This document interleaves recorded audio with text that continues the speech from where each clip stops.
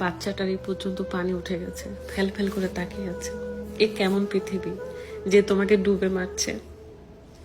এটার কোনো উত্তর নেই।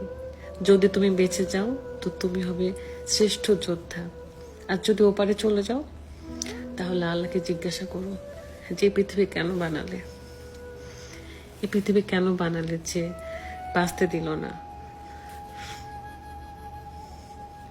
সেই বাচ্চাটা আমার মেয়েও হতে পারতো, আমি হতে পারতাম।